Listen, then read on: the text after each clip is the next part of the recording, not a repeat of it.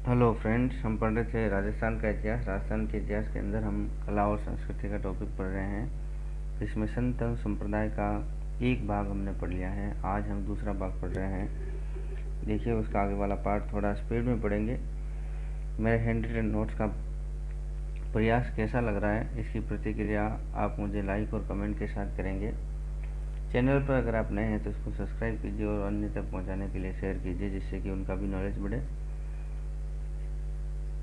सबसे पहले आज इस वीडियो में पढ़ेंगे हम वल्लभ संप्रदाय। देखिए, इसके संस्थापक वल्लभाचार्य रहे थे। विजयनगर साम्राज्य के कृष्ण देवराय के दरबार में उनके गुरु बनकर ये रहे थे। भारत में इन्होंने कुल मिलाकर 84 बैठकें करी, जबकि राजस्थान में एकमात्र इन्होंने पुष्कर में करी थी। तो इस तरीके से आपको वल्लभाचार्य के बारे में आपको याद रखना है। इनके जो पुत्र हुए थे वो विठल दास के नाम से विठल दास रहे थे, और इनके जो शिष्य थे वो सूरदास जी थे। विठल दास जी अष्टछाप कवि मंडली से संबंधित थे। 8 कवियों का संगठन था। इससे प्रभावित होकर अकबर ने इनको 2 जागीरें भेंट करी थी। एक तो जेतपुरा यूपी के अंदर है, दूसरा गोकुल वो भी यूपी के अंदर है। ये 2 जागीरें भेंट करी थी। इन्होंने वृंदावन में श्रीनाथ जी का मंदिर की स्थापना करी थी। देखिए, श्रीनाथ जी का मंदिर जो कि वृंदावन में है, यूपी के अंदर। यहाँ श्री कृष्ण के बाल रूप की पूजा दिन में 8 बार की जाती है, और श्री कृष्ण को ही श्रीनाथ जी कहते हैं। इस तरीके से आपको याद रखना है। औरंगजेब ने 1669 ईस्वी में सभी मंदिर तुड़वाने का आदेश दे दिया था। ये आपको याद रखना है। उस समय आदेश दिया तो गोस्वामी दामोदर व गोविंद दोनों ने मिलकर श्रीनाथ जी की मूर्ति को मारवाड़ लेकर आए थे। मारवाड़ के अंदर आपको याद रखना है, ये कदमखंडी गांव में आए थे। मारवाड़ के जो शासक थे उस समय महाराजा जसवंत सिंह जी फर्स्ट थे। जसवंत सिंह जी की मृत्यु पर औरंगजेब ने कहा था कि आज कुफ्र का दरवाज़ा टूट गया, यानी धर्म विरोधी दरवाज़ा टूट गया। इस तरीके से कहा था। जब यहाँ गोस्वामी दामोदर और गोविंद लेके आए थे तो इन्होंने यहाँ शरण नहीं दी थी। इस तरीके से भी आपको याद रखना है। जबकि मेवाड़ के महाराजा राज सिंह जी ने यहाँ इनको शरण दी थी। हवेली में इनको रखा गया था, 3 वर्षों तक रखा था। भजन कीर्तन किया करते थे। तब से हवेली संगीत का संबंध स्थापित हुआ था। इस तरीके से भी आपको याद रखना है। तो हवेली संगीत कब से स्टार्ट हुआ था? जब औरंगजेब ने वृंदावन में मंदिरों को तोड़ने का आदेश दे दिया था, तो कृष्ण को हवेली में रखा गया था। तो तब से ये हवेली संगीत की स्थापना हुई थी। इस तरीके से आपको याद रखना है। मेवाड़ के महाराजा मैंने आपको बताया था, महाराणा राज सिंह जी ने इनको शरण दी थी। कहाँ शरण दी ये भी आपको याद रखना है। सिहाड़ गांव में शरण दी। सिहाड़ गांव अभी वर्तमान में नाथद्वारा के नाम से जाना जाता है। तो आपको याद रखना है, नाथद्वारा का पुराना नाम क्या था? सिहाड़ गांव। यहाँ पे इन्होंने मंदिर बनवाया था, और वल्लभ संप्रदाय की प्रमुख पीठ मानी जाती है ये श्रीनाथ जी का मंदिर, जिसका निर्माण 1671-72 में महाराणा राज सिंह जी ने करवाया था, और दामोदर और गोविंद को यहाँ पे ये प्रतिष्ठित किया गया था। इन्होंने श्रीनाथ जी की मूर्ति यहाँ पे जो है इसकी स्थापना करवाई थी।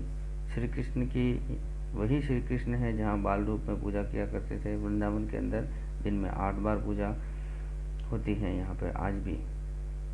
यहाँ की पिछवैयाँ काफ़ी ज़्यादा प्रसिद्ध हैं। केले की साजी काफ़ी ज़्यादा प्रसिद्ध हैं। ये मंदिर बनास नदी के किनारे बना हुआ है। यहाँ पे विशाल मेला भरता है, जो कि भाद्रपद कृष्ण अष्टमी को भरता है, जिसको कृष्ण जन्माष्टमी के नाम से जाना जाता है। यहाँ पे महोत्सव होता है, जो कि अन्नकूट महोत्सव के नाम से प्रसिद्ध है। दीपावली के अगले दिन होता है, और कार्तिक शुक्ल प्रतिपदा को होता है उस दिन। इस दिन यहाँ पे भीलों के द्वारा गरम चावल की लूट काफ़ी ज़्यादा प्रसिद्ध है। ये भी आपको याद रखना है। सात ध्वजों का स्वामी जिसको श्रीनाथ जी कहते हैं, आपको इस तरीके से याद रखना है। चाकी के दर्शन काफ़ी ज़्यादा प्रसिद्ध हैं यहाँ पे। हवेली के मंदिर काफ़ी ज़्यादा प्रसिद्ध है और पुष्टि कृपा यहाँ की काफ़ी ज़्यादा प्रसिद्ध है, तो आपको याद रखना है। श्रीनाथ जी का जो मंदिर है वो नाथद्वारा में है, जबकि कांकरोली के अंदर द्वारकाधीश जी का मंदिर है। कामा भरतपुर के अंदर मदन मोहन जी का मंदिर है। भरतपुर में एक अन्य मंदिर है जो कि गोकुल चंद जी का मंदिर के नाम से जाना जाता है। मथुराधीश मंदिर जो कि कोटा के अंदर है। गोकुलनाथ जी का मंदिर यूपी गोकुल के अंदर है और बाल कृष्ण जी का मंदिर सूरत गुजरात के अंदर है। इस तरीके से आपको श्री कृष्ण के कहाँ कहाँ कौन कौन से मंदिर हैं ये भी आपको याद रखना है। एक अन्य जानकारी, मथुराधीश मंदिर जो कि कोटा के अंदर है वह राजस्थान में वल्लभ संप्रदाय की प्रथम पीठ मानी जाती हैं। एक तो है प्रथम पीठ, एक है प्रमुख पीठ। प्रमुख पीठ जो है नाथद्वारा श्रीनाथ जी वाली हैं, जबकि प्रथम पीठ मथुराधीश मंदिर कोटा वाली हैं। यहीं से हवेली संगीत की स्थापना हुई थी। हवेली संगीत यहीं से रिलेटेड है, आपको याद रखना है। अब हम आगे जो पढ़ रहे हैं वो सगुण भक्ति से संबंधित मीराबाई के बारे में पूरी जानकारी लेते हैं। देखिए मीराबाई के बारे में एक एक छोटे छोटे पॉइंट। मीराबाई का जन्म जो है 1498 ईस्वी में हुआ था और इन्होंने ये कृष्ण की मूर्ति में 1546 में विलीन हो गई थी। तो इनका जो पूरा समय रहा था 1498 से 1546 ईस्वी तक, ये कुड़की गांव पाली के अंदर इनका जन्म हुआ था। इनकी माता का नाम वीर कुंवरी थी। वीर कुंवरी जब इनका जन्म हुआ था मीराबाई का, तब वीर कुंवरी का देहांत हो गया था, आपको इस तरीके से याद रखना है। इनके पिताजी का नाम रतन सिंह जी था, बाजोली के जागीरदार थे, नागौर के अंदर पड़ता है ये। इनके दादाजी राव दूधा थे मेड़ता के अंदर, वहीं पे इन्होंने मीरा मंदिर का निर्माण करवाया था। मीराबाई का लालन पालन पोषण इन्होंने ही किया था।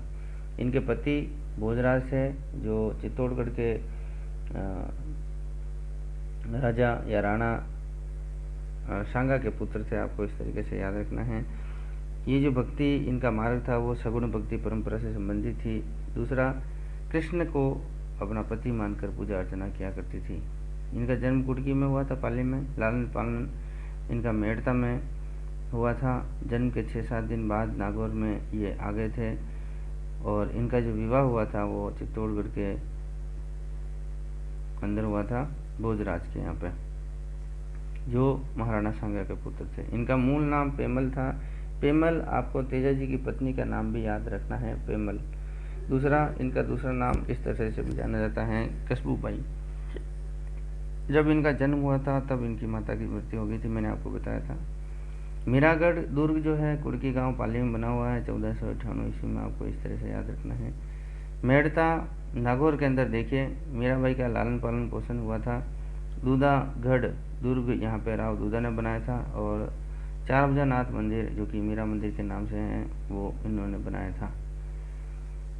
देखिए पंडित गजाधर के बारे में आपको याद रखना है। ये बचपन के गुरु माने जाते हैं मीराबाई के, और संगीत, नृत्य और कृष्ण भक्ति की ओर मोड़ने वाले अगर कोई गुरु हैं तो वो वही बचपन के गुरु पंडित गजाधर। इनका विवाह 1516 ईस्वी में भोजराज के साथ हो गया था, चित्तौड़ के ये कुंवर थे। और पंडित गजाधर भी जब मीराबाई का विवाह हो गया था तो इनके साथ चित्तौड़गढ़ आ गए थे, जहाँ राणा सांगा ने उनको जागीर भेंट करी थी। कौन सी जागीर भेंट करी थी आपको याद रखना है, 2 जागीरें भेंट करी थी, एक तो पूर्व और दूसरी मंडल। तो 2 इन्होंने जागीरें भेंट करी थी। किनको करी थी? पंडित गजाधर को। अब आगे देखते हैं। खातौली के युद्ध के बाद 1523 ईस्वी में, यानी कि 1517 में इनकी 1516 में इनका विवाह हुआ और 1517 में भोजराज की मृत्यु हो गई थी। और 1523 ईस्वी में जब ये कृष्ण की भक्ति कर रही थी तो कृष्ण मंदिर बनवाया था सांगा ने। इस तरीके से भी आपको याद रखना है। कृष्ण मंदिर कब बनवाया? 1523 ईस्वी में, खातौली युद्ध के बाद। चलिए आगे बढ़ते हैं। चित्तौड़गढ़ का शासक था जब राणा सांगा की मृत्यु हो गई, उसके बाद विक्रमादित्य और रतन सिंह ने इनके ऊपर काफ़ी ज़्यादा अत्याचार किए थे और संत रैदास जो थे वो वृंदावन से पत्र लिखकर इनको बुलाया गया था। मीराबाई ने बुलाया था संत रैदास को, इस तरह से आपको याद रखना है। विक्रमादित्य और रतन सिंह ने इनको अत्याचार के अंदर जहर का प्याला पिलाया था, भेजा था, इस तरीके से आपको याद रखना है। माला के जो माला की टोकरी होती है उसके अंदर सांप भेजा था कि ये इनको, क्योंकि ये कृष्ण की भक्ति करती थी तो इनको सांप खा जाए या जहर पीकर ये इनकी मृत्यु हो जाए, तो इस तरीके से अत्याचार काफ़ी ज़्यादा किए थे। तुलसीदास जी की सलाह पर ये वृंदावन चली गई थी, इस तरीके से आपको याद रखना है। और अंतिम समय में द्वारिकाधीश जो कि गुजरात के अंदर पड़ता है द्वारिका, वहाँ रणछोड़ राय का मंदिर के अंदर 1546 ईस्वी में कृष्ण मूर्ति में विलीन हो गई। इस तरीके से जानकारी आपको याद रखनी है। अब ये मैंने थोड़ा सा बताया, अब आपको डिटेल में थोड़ा सा बता देते हैं। इनके गुरु जो थे, बचपन के गुरु पंडित गजाधर थे, जबकि आध्यात्मिक गुरु संत रैदास जी थे। तुलसीदास जी के कहने या फिर इन्हीं की सलाह पर ये चित्तौड़गढ़ से वृंदावन चली आई थी, इस तरीके से आपको याद रखना है। अंतिम समय में द्वारिका गुजरात के अंदर रणछोड़ राय मंदिर में ये रहे थे मीराबाई। इनकी कविताएं जो है वो पदावलियाँ के नाम से जानी जाती हैं। ये भक्ति जो सगुण भक्ति के माध्यम से, और भक्ति का भाव था ये दाम्पत्य भाव से संबंधित था, आपको याद रखना है।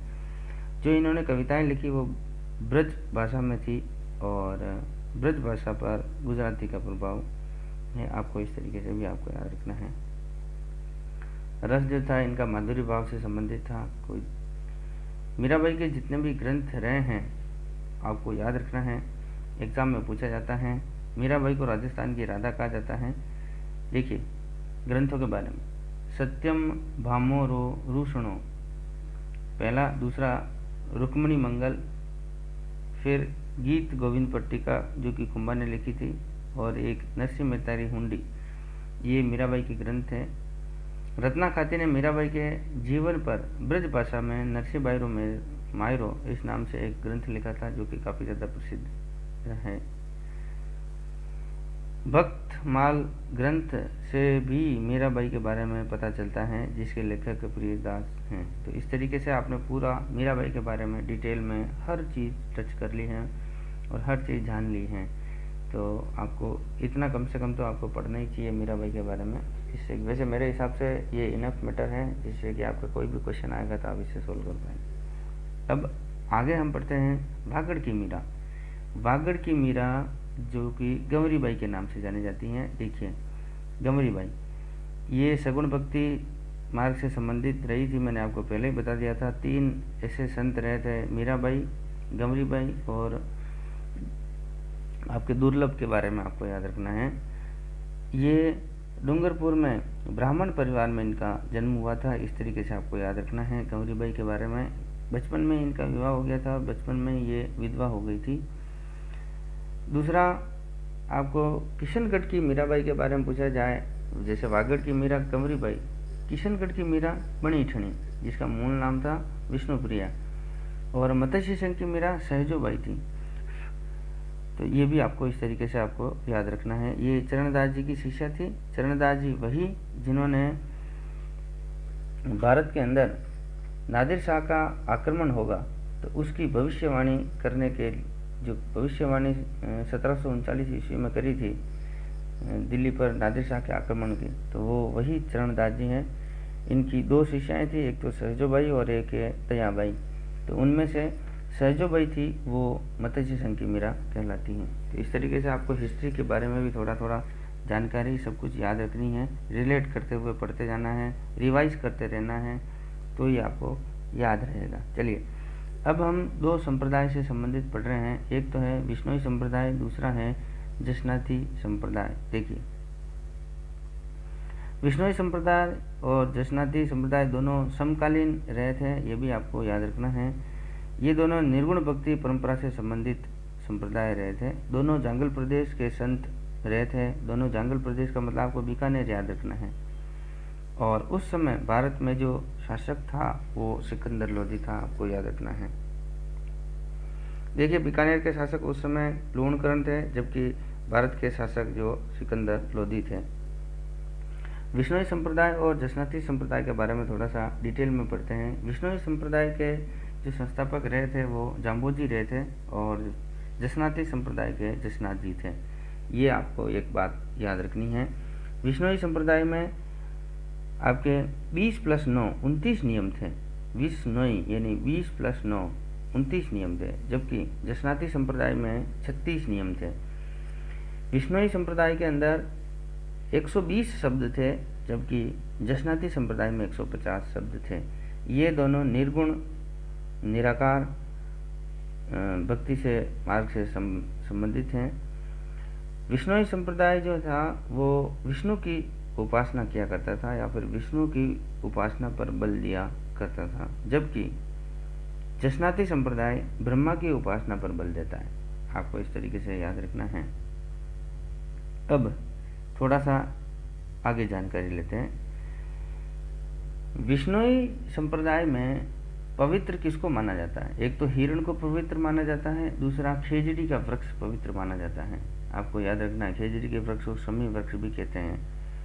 जसनाती संप्रदाय में पवित्र किसे माना जाता है, ये भी आपको याद रखना है। तो याद रखिए, जसनाती संप्रदाय में ऊन का धागा पवित्र माना जाता है, जाल का वृक्ष पवित्र माना जाता है और एक मोर का पंख पवित्र माना जाता है। तो इस तरीके से कौन किसको पवित्र मान रहे हैं, ये आपको दोनों अलग अलग याद रखना है। सिकंदर लोदी उस समय भारत के शासक थे और बीकानेर के राव लूणकर्ण थे। तो इन्होंने यहाँ पे जागीरें प्रदान करी थी, आपको याद रखना है। और इन्होंने कुछ अन्य भी आपको याद रखना, जैसे जसनाथ जी को कत्रियासर की भूमि प्रदान करी थी, आपको याद रखना है। किसको? जसनाथ जी को। जबकि विश्नोई संप्रदाय के जाम्बोजी को इस तरह से कहा था कि यहाँ पे पशु हत्या व हरे पेड़ों की कटाई पर रोक लगाने का ये किया था। किन्होंने? सिकंदर लोदी और राव लूणकर्ण ने जाम्बोजी के नेतृत्व में ही किया था। जाम्बोजी ने, ये याद रखना है। और जाम्बोजी ने ये किया था पशु हत्या और पेड़ों की कटाई पर रोक लगाने का कार्य। तो ये उस समय पर्यावरण वैज्ञानिक के नाम से जाने जाते हैं, या फिर पर्यावरण वैज्ञानिक संत कहा गया इनको पूरे विश्व भर में। और विश्व में पर्यावरण आंदोलन के प्रथम प्रणेता वही जाम्बोजी के नाम से जाने गए। तो आपको अब हम पूरा पढ़ते हैं इनके जाम्बोजी के बारे में। देखिए, विष्णु संप्रदाय से संबंधित जाम्बोजी। इनका जन्म पीपासर नागौर में हुआ था, जबकि इन्होंने तपस्या करी, ज्ञान की प्राप्ति हुई और प्रथम उपदेश समराथल दोरा, जो कि धोक दोरा के नाम से जाना जाता है, बीकानेर के अंदर। तो ये भी आपको इस तरीके से याद रखना है। इनका जन्म पीपासर नागौर में हुआ था। 1451 ईस्वी में भाद्रपद कृष्ण अष्टमी को हुआ था। ये विष्णु के अवतार माने जाते हैं या कृष्ण के अवतार माने जाते हैं। इनकी माता का नाम हंजा देवी था, पिता का नाम लोहत जी पंवार था, मूल नाम धनराज था इनका। और जाम्बोजी का जो पेनोरमा बना हुआ है वो पीपासर में बना हुआ था। इस तरीके से आपको याद रखना है। मूल नाम सभी के पूछे जाते हैं, तो आपको याद रखना है। जैसे जाम्बोजी का मूल नाम धनराज था। मुकाम तालवा बीकानेर में है, जहाँ जाम्बोजी की समाधि बनी हुई है। ये प्रमुख पीठ कहलाती है। यहाँ पे मेले 2 बार पड़ते हैं साल में। एक तो आश्विन अमावस्या को पड़ता है, जबकि दूसरा फाल्गुन अमावस्या को मेला पड़ता है। विश्नोई संप्रदाय के प्रमुख ग्रंथों के बारे में आपको याद रखना है। देखिए, एक जंब सागर है, जिसमें 29 नियमों व 120 जो मैंने शब्द बताए उनके बारे में पूरा उल्लेख मिलता है। जंब गीता नाम से दूसरा ग्रंथ है, जिसमें विश्नोई धर्म को इसको 5वां वेद और 19वां पुराण माना जाता है। किसको? जंब गीता को। जंब संहिता एक और ग्रंथ है। और विश्नोई धर्म प्रकाश और जंब वाणी या जंब वेद, जिसको जाम्बोजी के उपदेश इसमें लिखे हुए हैं, जंब वाणी और जंब वेद के अंदर। तो ये आपको सारा ग्रंथों के बारे में जानकारी याद रखनी है। अब हम पढ़ते हैं जसनाती संप्रदाय से संबंधित जसनाथ जी के बारे में पूरा डिटेल में। देखिए, इनका जन्म कत्रियासर बीकानेर में हुआ था 1482 ईस्वी में। डाबला तालाब में ये तैरते हुए मिले थे। इस तरीके से आपको याद रखना है। हमीर जी जाट व रूपा दे को ये मिले थे। गोरखमाल्या, जहाँ इन्होंने 12 वर्षों तक कठोर तपस्या करी थी, कत्रियासर से संबंधित अब आपको डिटेल में याद करवाते हैं। देखिए, जसनाथ जी या जसनाती संप्रदाय की प्रमुख पीठ कहाँ है? कत्रियासर के अंदर है। इन्होंने 24 साल की आयु में ही जीवित समाधि ले ली थी और राजस्थान में सबसे कम उम्र में समाधि लेने वाले संत यही माने जाते हैं। इनके जो संत और इनके जो भक्त होते हैं वो अग्नि नृत्य करते हैं अंगारों के ऊपर, और ये जाट जाति के से संबंधित काफ़ी ज़्यादा प्रसिद्ध नृत्य हैं अग्नि नृत्य। इनके द्वारा लिखे गए या फिर इनसे संबंधित जसनाती संप्रदाय से संबंधित जितने भी ग्रंथ हैं वो आपको याद रखना है। सिद्ध जीरो सिर लोको पहला, दूसरा सिम्बुदड़ा और कोंडा, ये 3 ग्रंथ आपको याद रखना है। जसनाती संप्रदाय के अनुयायी 3 तरह के हैं। पहले सिद्ध कहलाते हैं, दूसरा परमहंस कहलाते हैं और तीसरा जसनाती जाट कहलाते हैं। जो सिद्ध होते हैं वो मंदिरों में पूजा अर्चना किया करते हैं, जबकि परमहंस विरक्त और अविवाहित होते हैं। और तीसरे टाइप के जो जसनाती जाट होते हैं वो गृहस्थी जाट होते हैं और वो जसनाती संप्रदाय से संबंधित होते हैं। आगे हम देखते हैं निष्कलंक संप्रदाय से संबंधित संत मावजी के बारे में। देखिए, संत मावजी मिश्रित भक्ति परंपरा से संबंधित हैं। ये सगुण व निर्गुण दोनों भक्ति परंपरा से संबंधित मिश्रित कहलाते हैं संत। इनका जन्म साबला डूंगरपुर में हुआ था। ये कृष्ण का निष्कलंक अवतार भी माना जाता है। इनको वागड़ का धनी कहते हैं। वागड़ जो क्षेत्र आपका डूंगरपुर बांसवाड़ा क्षेत्र आता है, वागड़ का धनी इनको माना जाता है। जबकि बांगड़ का धनी, बांगड़ झुंझुनू क्षेत्र में पड़ता है। बांगड़ जो क्षेत्र कहते हैं हम लोग, सीकर, चूरू, झुंझुनू, पाली, नागौर, इस तरह का जो क्षेत्र है उसको बांगड़ क्षेत्र कहते हैं। जबकि वागड़ डूंगरपुर और बांसवाड़ा को कहते हैं, आपको याद रखना है।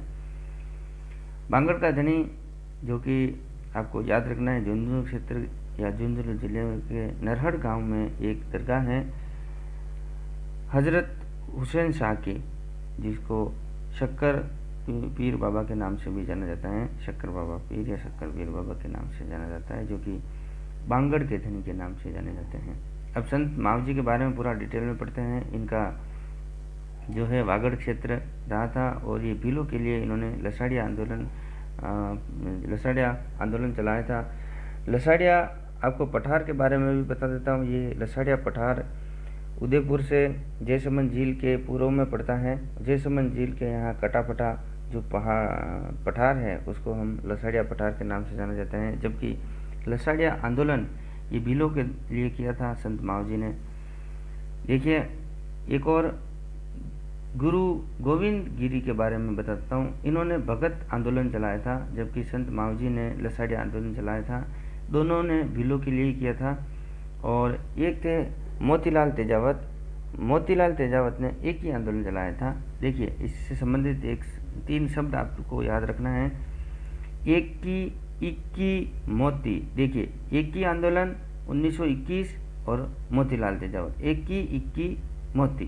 तो ये 3 शब्द आपको याद रखेंगे तो मोतीलाल तेजावत ने 1921 में एक ही आंदोलन चलाया। ये भी भीलों से संबंधित था, आपको याद रखना है। देखिए, चोपड़ा संत मावजी का जो ग्रंथ है जिसमें सारे उपदेश लिखे हुए हैं संत मावजी के, तो वो चोपड़ा कहलाता है। अब आपको इस तरीके से याद रखना है। संत मावजी ने, उन्होंने आपको याद रखना है कि साबला गांव डूंगरपुर में संत मावजी का मंदिर बना हुआ है और निष्कलंक संप्रदाय की प्रमुख पीठ मानी जाती है। तो आपको याद रखना है ये कहाँ पे है। देखिए, त्रिवेणी है जो कि आपके नवा टापरा गांव डूंगरपुर में पड़ती हैं, जो कि बेणेश्वर धाम के नाम से प्रसिद्ध हैं। बेणेश्वर धाम जो बनवाया था ये त्रिवेणी संगम, ये मावजी के आदेश से या फिर मावजी ने ही इसका यहाँ पे इनको ज्ञान की प्राप्ति हुई थी संत मावजी को बेणेश्वर धाम में, तो तब से ये प्रसिद्ध हुआ था। यहाँ त्रिवेणी है जहाँ माही, जाखम और सोम नदी का संगम होता है। सोम नदी बिछामेड़े की पहाड़ी उदयपुर से आती है, जबकि जाखम नदी भंवर माता की पहाड़ी प्रतापगढ़ से आती है।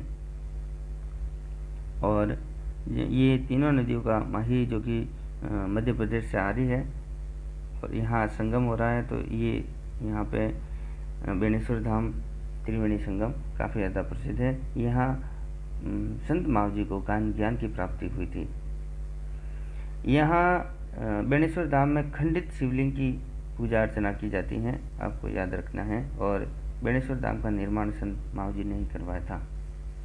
यहाँ पे जो मेला लगता है वो माघ पूर्णिमा को लगता है और आदिवासियों का कुंभ कहलाता है ये, जहाँ भील जाति के काफ़ी ज़्यादा लोग आते हैं। अब देखिए दो ऐसे संप्रदाय जिनको हम साथ में पढ़ना चाहेंगे, एक तो है लालदासी संप्रदाय और एक है चरणदासी संप्रदाय।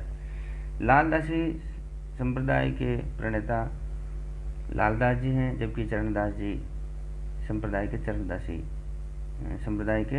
जी हैं। तो इस तरीके से आपको याद रखना है। पहले हम लालदास जी के बारे में पूरा पढ़ लेते हैं लालदासी संप्रदाय के संबंध में, फिर हम चरणदासी संप्रदाय को पूरा पढ़ें। देखिए ये निर्गुण भक्ति परंपरा से संबंधित हैं। इनके प्रणेता लालदास जी हैं। इनके कोई नियम नहीं है। इनका जन्म धौलीदूब गांव अलवर में हुआ था। इनकी मृत्यु नंगला जहाज जो कि भरतपुर में पड़ता है वहाँ पे हुई थी, जबकि इनकी समाधि शेरपुर भरतपुर में है। ये हम लालदासी संप्रदाय के लालदास जी के बारे में हम पढ़ रहे हैं। इनके जो गुरु है वो गद्दन चिश्ती हुए थे। लालदास जी जो थे वो मेव जाति से संबंधित थे, मुसलमान थे। इस तरीके से भी आपको याद रखना है। साधु को स्वयं, जो साधु होता है वो स्वयं को कमाना आवश्यक होता है। इस तरीके से इन्होंने बोला था, जो भी साधु बनेगा वो खुद कमाएगा, तो उसको आवश्यक है कि वो खुद कमाए। ये लालदासी संप्रदाय से संबंधित जितने भी संत होते हैं वो भिक्षा कभी नहीं मांगते हैं। जब ये इस संप्रदाय में आते हैं और इसके संत बनते हैं, तब इनको क्या एक अलग तरह की परंपरा है, उसको ये फॉलो करना पड़ता है। जैसे गधे पर बैठाकर पूरे गांव में घुमाया जाता है, मुंह को काला कर दिया जाता है, जूतों की माला पहनाई जाती है और पूरे गांव में उनको गधे के ऊपर उल्टा बैठाकर घुमाया जाता है। फिर अंत में उनको शरबत पिलाया जाता है, जिससे कि उसके मन में किसी भी तरह की अलग तरह की भावना न आए और वो पूर्ण रूप से वो एक अच्छे तरीके से इस संप्रदाय को मानने वाला पर्सन बन जाए, आदमी बन जाए। यही कि एक इस संप्रदाय में आने के लिए एक पार्ट है जो इसको फुलफिल करना होता है।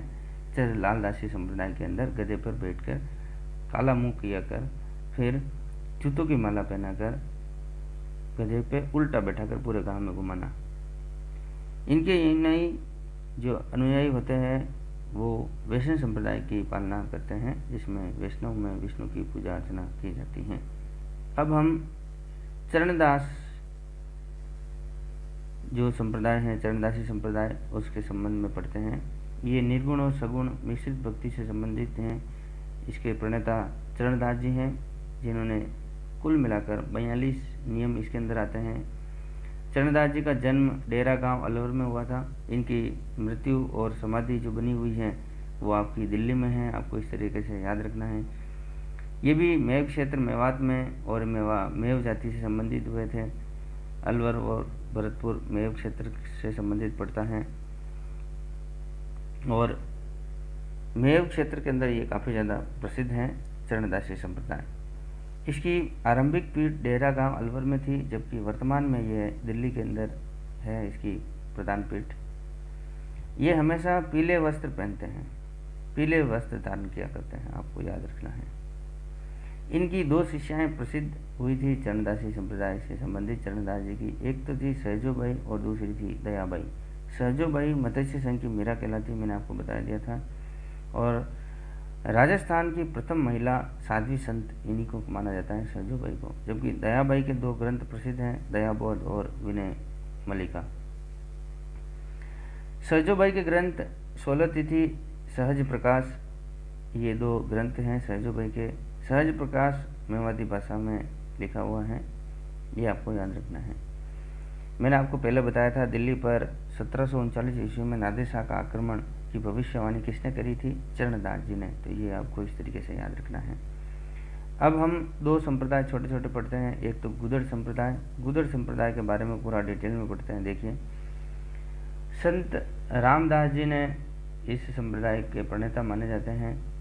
ये निर्गुण भक्ति परंपरा से संबंधित हैं। इसकी प्रमुख पीठ दादरा गांव भिलवाड़ा से है, दादरा गांव भिलवाड़ा, जिसकी प्रधान पीठ प्रमुख पीठ मानी जाती है।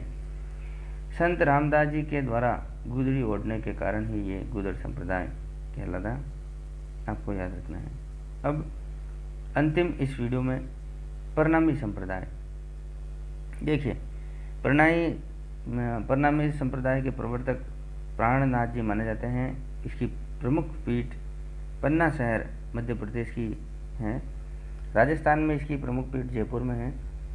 इस तरीके से आपको याद रखना है।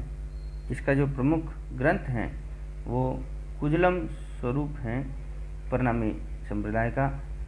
इसमें प्राणनाथ जी के द्वारा लिखा गया ये है और इसमें उपदेश प्राणनाथ जी के सभी उपदेशों को संग्रहित करके जो ग्रंथ लिखा है उसको कुजलम स्वरूप के नाम से जाना जाता है, जो कि प्रणामी संप्रदाय से संबंधित है। इस तरीके से आपने पूरा का पूरा संत और संप्रदाय से संबंधित ये वीडियो 2 पार्ट में देखा था। ये दूसरा पार्ट है। इससे पहले मैंने एक पार्ट बना दिया है आपके लिए, वो प्लेलिस्ट में जाइए और उसको चेक करिए और उसको पढ़िए। ये पूरा का पूरा आपके लिए संत और संप्रदाय से संबंधित टॉपिक मेरे हैंड रिटन नोट्स के साथ आपने पढ़ा। इस कैसा लगा ये, इसकी प्रतिक्रिया आप लोग मुझे लाइक और कमेंट के साथ करेंगे। अन्य तक पहुंचाने के लिए शेयर कीजिए, जिससे कि उनका भी नॉलेज बढ़े। और अगर आप चैनल पर नए हैं तो इसको सब्सक्राइब कीजिए, जिससे कि आने वाले वीडियो आपको मिलते रहें और आप अपने नॉलेज में 4 चांद लगाते रहें, हमेशा अपडेट करते रहें। मिलते हैं और आगे आने वाले वीडियो में। तब तक के लिए नमस्कार।